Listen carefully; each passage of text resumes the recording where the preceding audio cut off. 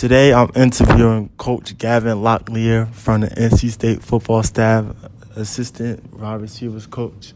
How you doing today, Coach? Doing great. How are you? Good. What inspired you to be a coach? What really inspired me to be a coach was my college football coach, Coach McDonald. I didn't really know what I wanted to do after college, and the more I got around him my senior year, the more I got to see what it was like being on the other side. I really enjoyed it. I enjoyed the chance that I would be able to have to help impact kids' lives and help lead them in the right direction and all that great stuff. So those are really the key factors that got me into being a coach. How was the hiring process? So the hiring process was a little different for me. I did have a resume. I printed the resume out. I gave it to the people over working with our football team, but I basically already knew everybody. I was in contact with everybody. I had volunteered throughout the past season, and right after the season, they basically asked me if I wanted to become a GA. So the hiring process was a little different for me since I already knew everybody. I was familiar with the place. Everybody was comfortable with me. I was comfortable with them. So I don't know if it's your typical hire, but that's kind of how mine went. How did you know this was the right job for you?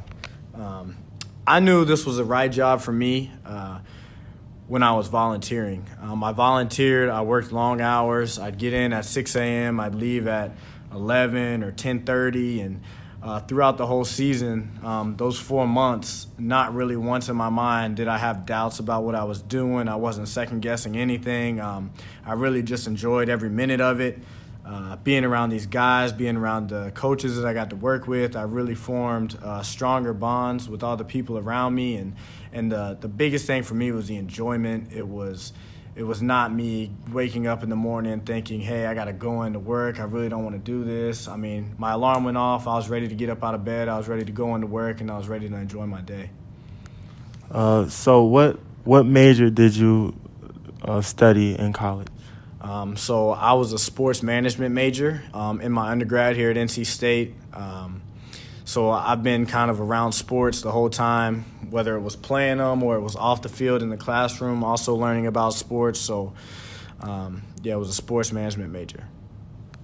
If you didn't decide to coach, what career path would you have chosen? If I didn't decide to coach, I'm not 100% sure. My dad runs his own sports marketing agency. So if I didn't get into coaching, I probably would have went back and worked with him. But just like I said, when I was spending my time here working with these guys, volunteering, I fell in love. So I didn't really want to go and do anything else. How does being a former athlete help you with coaching today? Being a former athlete definitely helps me coaching today because basically I'm coaching these guys the same thing I was getting coached. And the biggest thing I learned is that everybody learns differently. Some people learn fast, some people learn slow, but being a student athlete really helped me learn patience. It helped me learn hard work, and it also helped me learn accountability, taking responsibility for my actions. I always like to do things myself, and that's really helped me translate and become a better coach day in and day out. What is your long-term goal in this career path?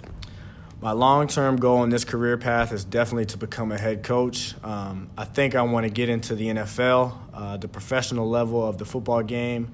My dream was to go and be an NFL player. That didn't work out, so now my aspirations are still go, be a part of the NFL, be a head coach, lead a team, help lead an organization, and win Super Bowls and try to become one of the best coaches in the history of the game.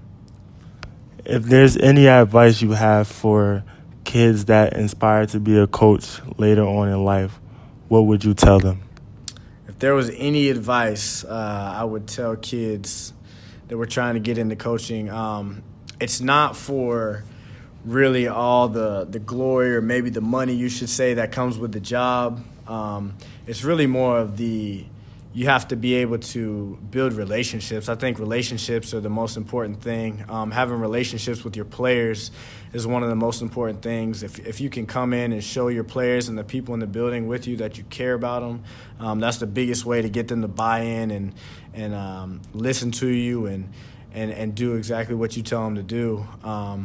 So building relationships is definitely one thing, and just hard work and dedications, because Coaches work extremely long hours. You're getting up early, you're staying late, then you have to turn around and get back up and do it again. So you have to really be dedicated, and you just have to have a true love for what you do.